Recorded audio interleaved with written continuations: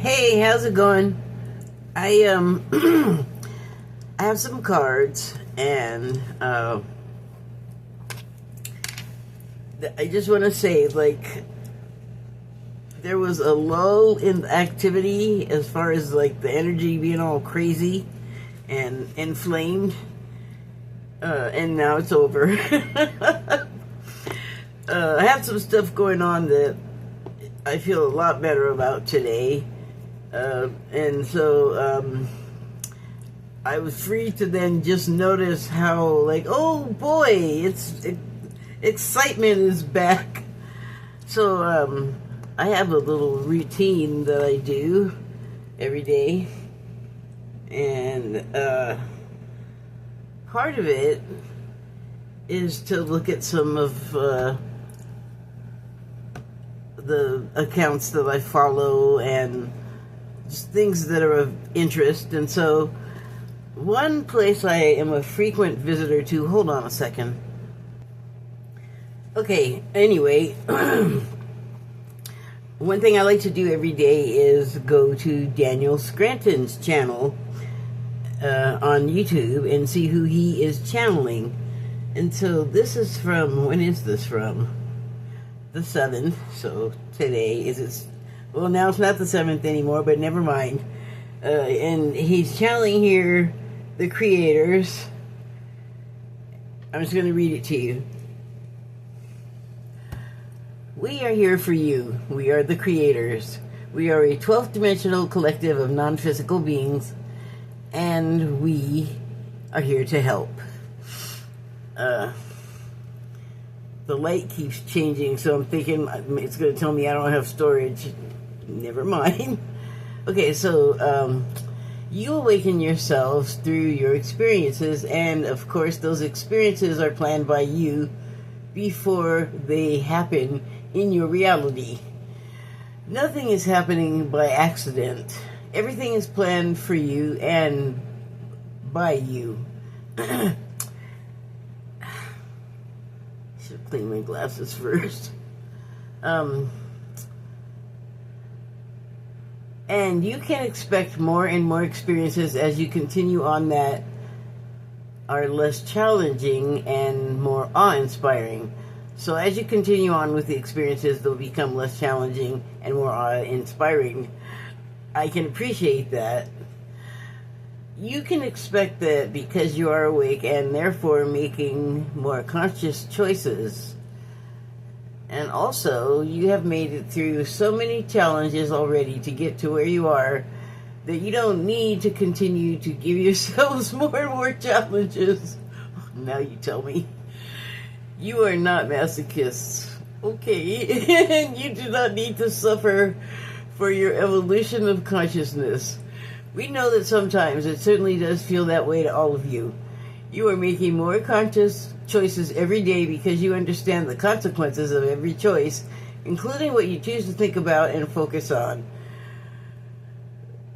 It's really resonating with me. If you've watched the past few of my videos, or any, I have to interrupt myself here to say something that I should probably put in the bio of my Kathy Sample 3 channel, and that is that I started the videos on there at already numbering into the 200s, but not everything that came before when I first started the channel. So I have another channel where those are, and it's Kathy Sample.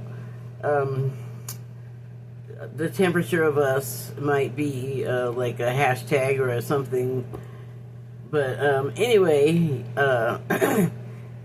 if I can figure out how to make a permanent link in the YouTube channel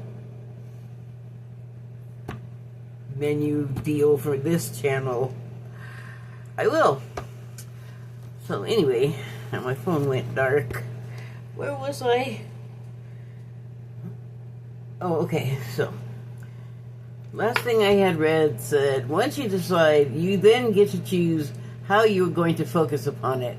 So the experiences that we're having, that we have absolutely decided to have, Okay, once you decide, then you get to choose how you're going to focus upon it. For example, if you are single and you see a couple holding hands, smiling and laughing as they talk and enjoy a beautiful day, you can choose to be jealous and think that all the good ones are already taken, or you can choose to recognize that your experience of that couple was placed there by you to show you something that you want. And because you are a vibrational match to it, you are able to witness it. You could have, okay, lighten up for, oh, is it the candle? Never mind, sorry.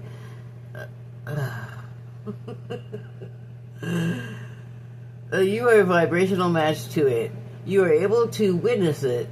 You could have just as easily seen a couple fighting and having a verbal exchange you would never want to have with another human being.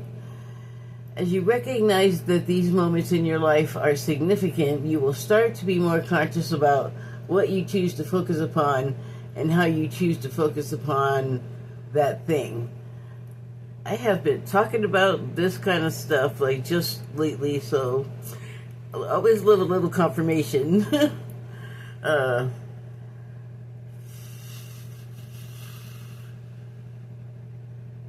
If you do this with your past experiences, you can clear all of your karma, you can clear all of your trauma and all of your karma. You do not have to be a certain way because of something you experienced in your past was traumatic for you. You can choose to look at it in a way that serves you, and you can grow from that experience. Now, if you did or said something that was harmful to another and you think you have bad or negative karma now and something bad is coming your way, remember that you have a choice in that moment to forgive yourself. You can see what your motivations were in that moment, and you can see that you were coming from a place of lack, a place of hurt. You can have compassion for the previous self that did or said the harmful thing. You can even tell that person that you are sorry. You can relieve yourself of all of your karma, and you can recognize that everyone is co-creating their reality with you. Talk about that a lot, too. You can relieve yourself of all of your karma, and you can recognize that everyone is co-creating their reality with you. I think I already said that. Therefore, the person that you said or did the hurtful thing to may have, in that moment, made a decision within themselves to never be hurtful to another person in their lives. So you see, it could have a positive outcome. That last bit is meaningful to me because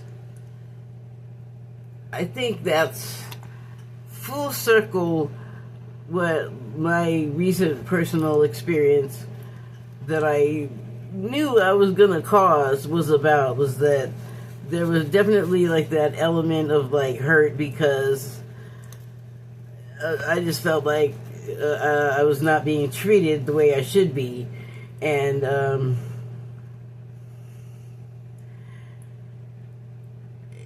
I don't know, like, there was definitely a level of acting out, but I had to kind of be creative about the way that I was trying to, like, wordlessly get my message across until it, like, couldn't be wordless anymore. But it was also to illustrate, like, this is what you do. You know, like, please don't. Sorry, making it all about me, but it's the filter that you get it. Sorry. Okay, it's necessary for you all to forgive yourselves, to forgive others, and to use the power of your focus so that you can lead the lives of joy, freedom, creativity, peace, and love that you want to be leading there on earth. Amen. Sorry, I'm like a little not coordinated with that whole... There we go. So, I thought that was an interesting channeling to come out today. But that happens a lot, you know. So the other thing that I'd like to do is I get a card a day from this like in my email, and I forgot to save it a certain way so that when I went back, the card that I had pulled was gone, and now I just cannot remember what that card was. And it's not a traditional deck. It's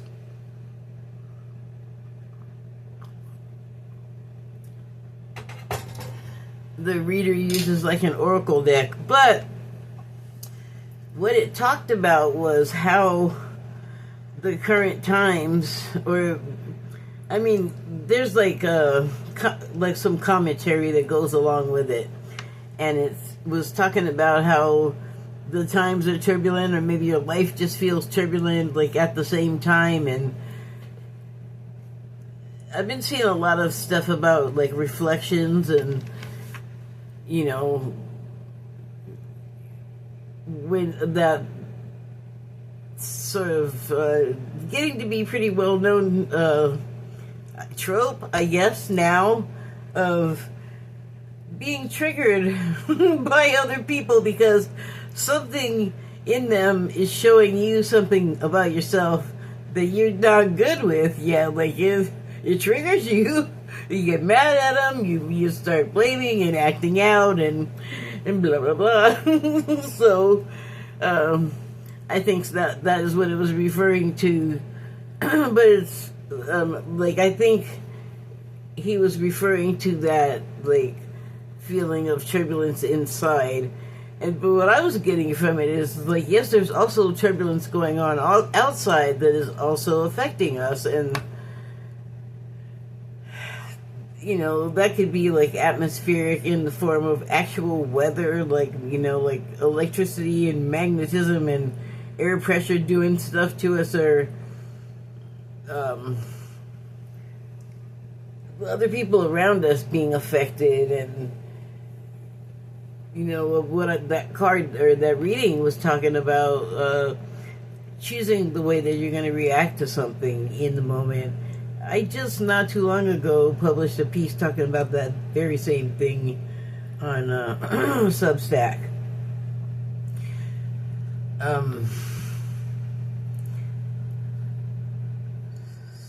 So it talked about the card that I lost. Talked about you know, it was similar to the reading I talked about the other day that I got about sort of accepting it. Oh, that wasn't a reading, but accepting like what's happening, that sort of which one? Uproarious or invasive? And not like just popping off about it. Like, if you can, you know, do your best to take a beat, you know, do that breathing.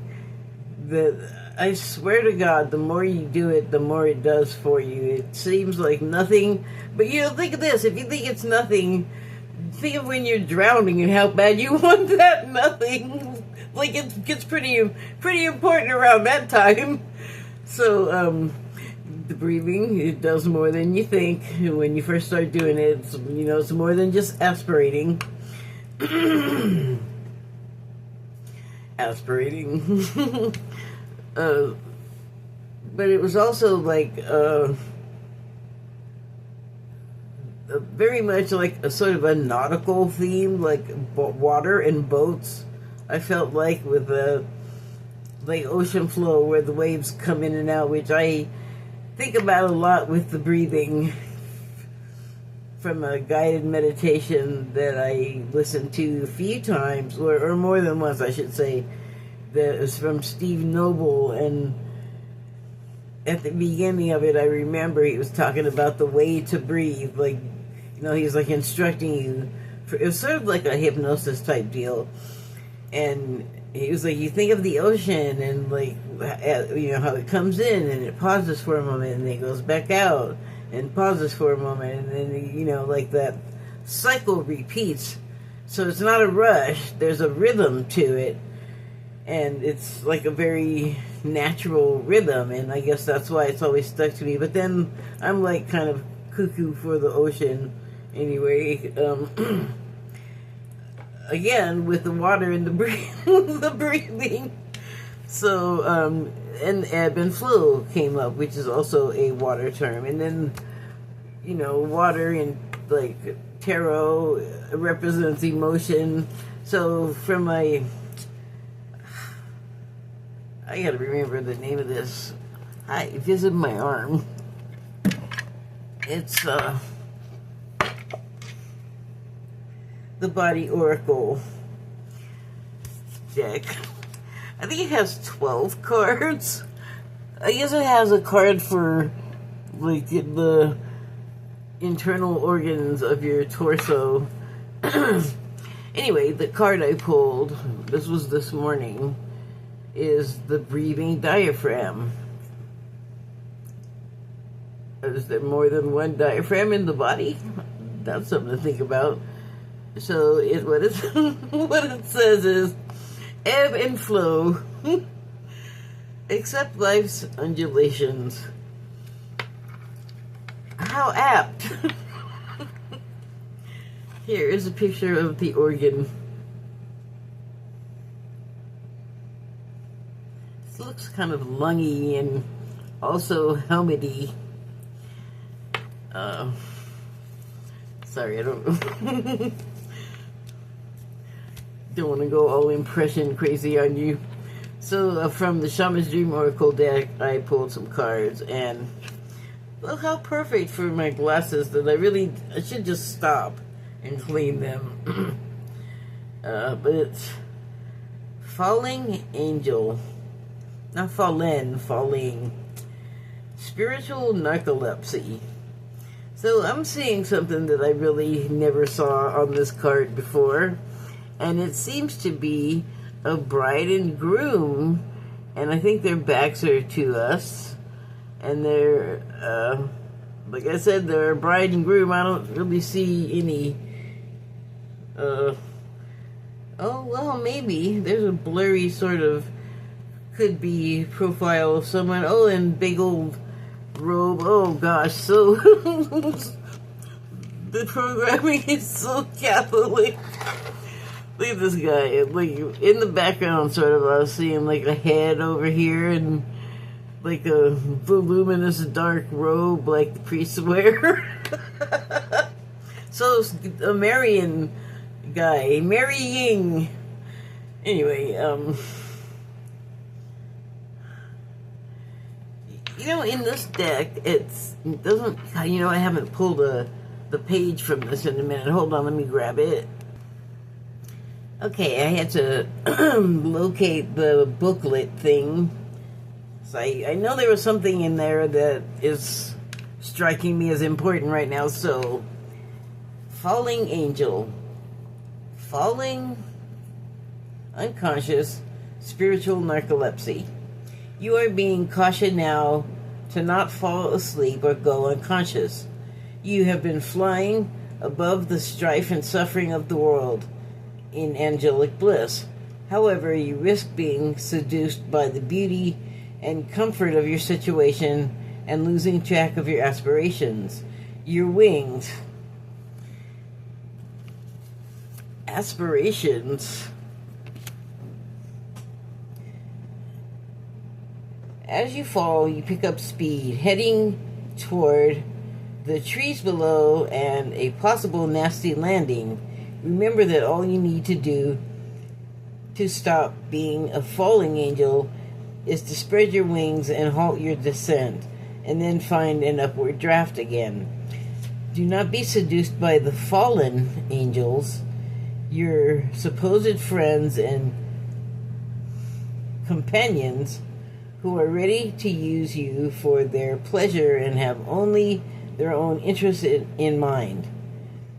As you roar once more, or as you soar once more in flight, receive the gift of the falling angel as an invitation to study the forest from above the trees.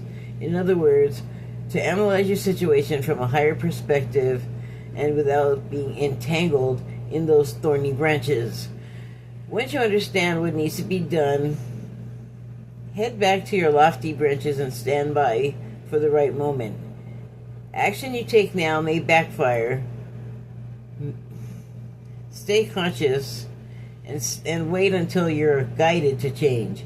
You will know when the time is right. That does not diverge to me from what I've been talking about for the past couple of days.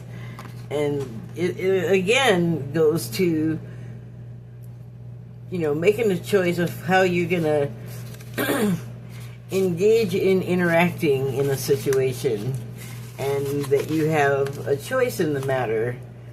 And just like I was saying about taking that moment and taking a breath, that gives you a moment to step back from a situation to get some perspective. I mean, you could, it did mention a forest, not being able to see the forest for the trees, if I'm not mistaken. And the best way to widen your scope is to go above, like rise above, if you possibly can. And I guess that's a lot of taking emotion out of the situation. So, what the heck does it have to do with this married pair?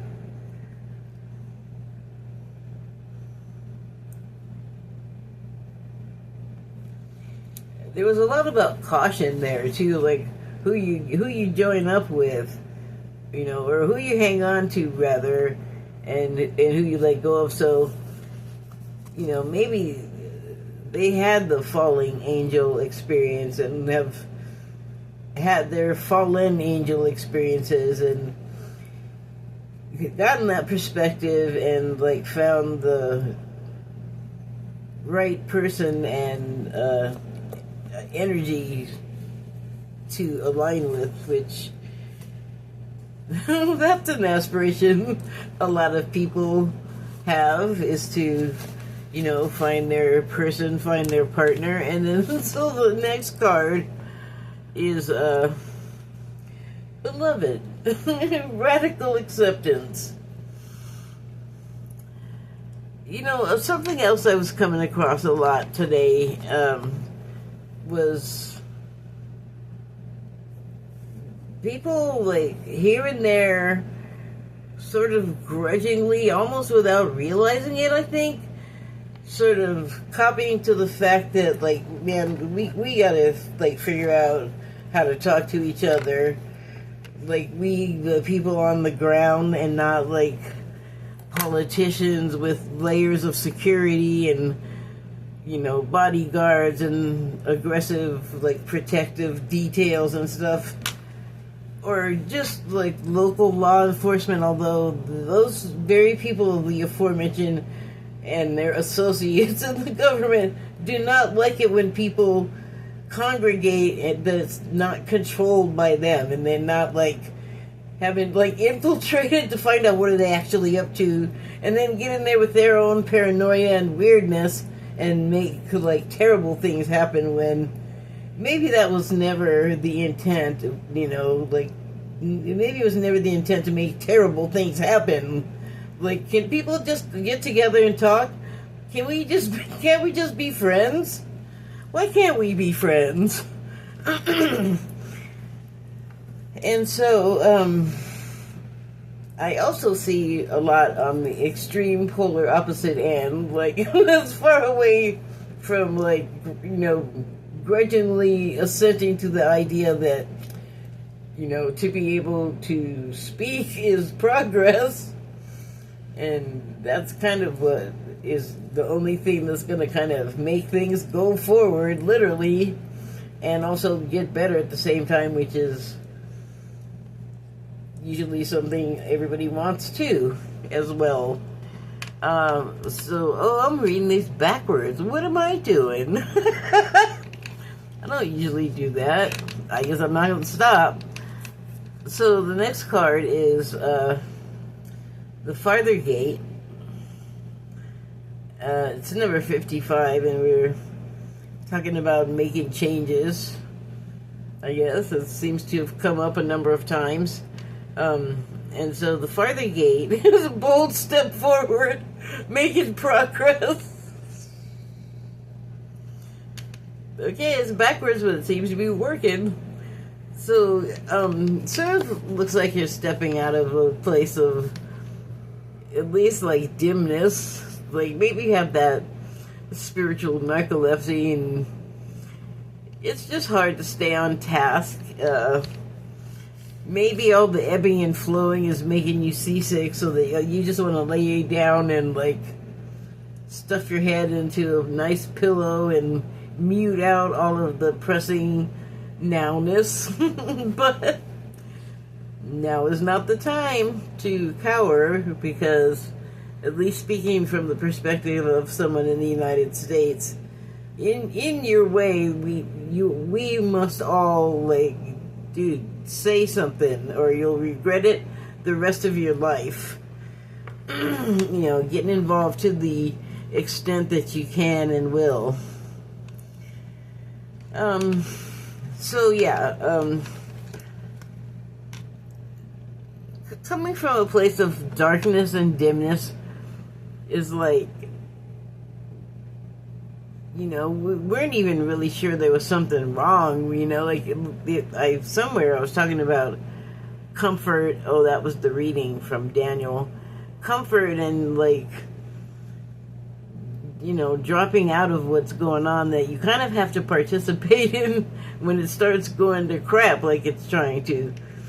And there's also another perspective to that. What looks like it's going to hell is actually just transformation, and it's not always. Transformation might not have like parental characteristics and care about like people getting ground up in the process. You know, like, it's probably like a whole, it's nothing personal, but it's kind of gnarly. So the next card is this again. Mindful, or not, you know, being mindful of being present, mindful, like overflowing with too much information. What's true? What, you know? What's the symbology here? What does it all mean? What are you not telling me? What are you telling me? Are you telling me it the way with the authentic? Is there authenticity in what you're saying, or has the meaning been bent? If I remember correctly, it's not just my dirty glasses. There's blur happening here. Like, you kind of have to work pretty hard to discern details. Oh my god.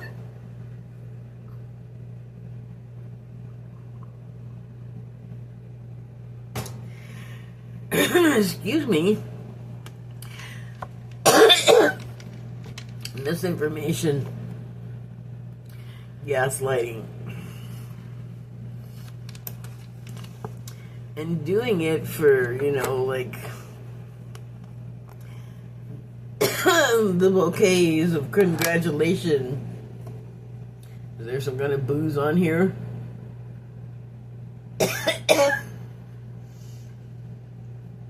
No booze, but I think the flower kind of conveys the message. And then also, since it's misinformation a lot, and you're being fed something, but it's not the right thing, it can look all good and like exotic and inviting, and just be what was that thing in Scotland? I think it was like supposed to be like a magical land of Harry Potter stuff or something, and then people got there and it was like people with like face paint, makeup, and big empty spaces, and not at all like what it was representing itself to be. Like, didn't live up to the hype. This is kind of making me think of that. And then also other parallels in American society. Next card is Drifter. experiencing life as it comes. And there we are, back on the water. But the waters here are like, where's my thing? Not too turbulent, really. And actually, as they, it looks like, it looks like they're heading in from the light to calmer waters. Because you see, it's stormy up there, but these columns maybe are providing a sense of insulation. A sense of insulation. Maybe it's just the concepts of insulation from the surf. Okay.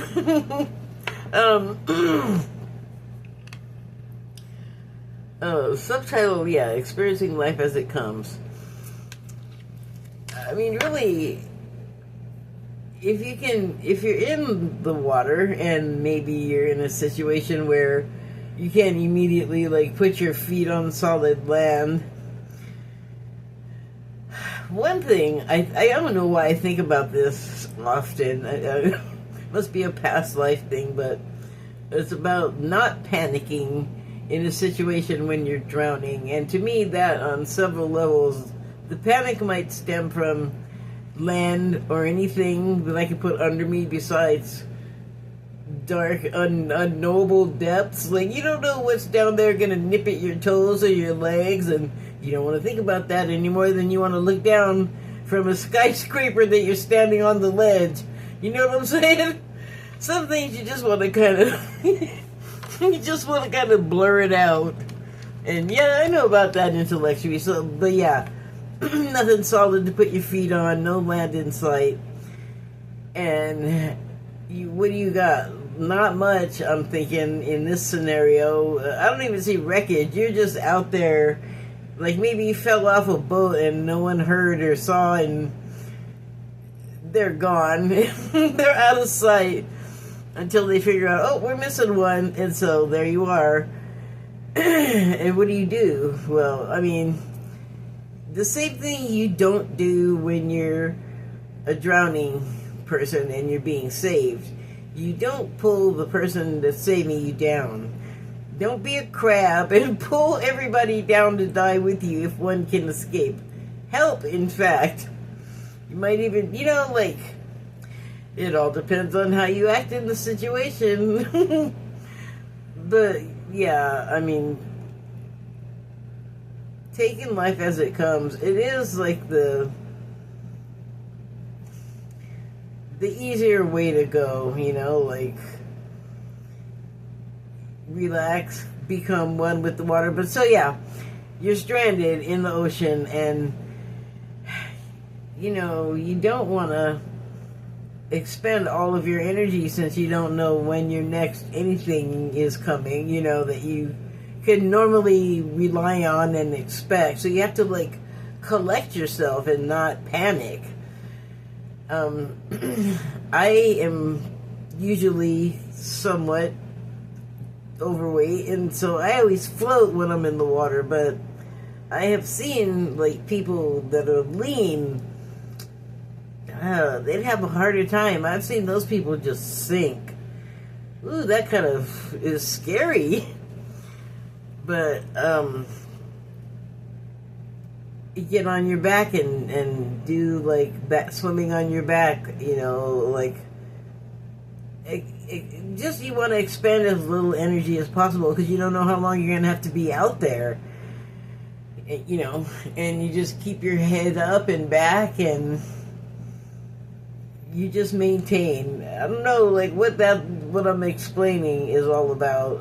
It's supposed to be just drifting through life, but sometimes, maybe you just feel that way, like, you just feel hemmed in by circumstances, and, well, I was going to say only exterior pressures. I wasn't going to say only, I was just going to say exterior pressures, but that could come from internally, too, like, well, each could be affected by the other. It's like, and then you're in there, you're having to balance it at some point. A lot of new stuff happening, so, I think overall the spread was pretty positive. Like, nothing about it says nothing can be done. Everything about it was just, make good choices when you have the opportunity, when you have the presence of mind. Okay, thank you and good night.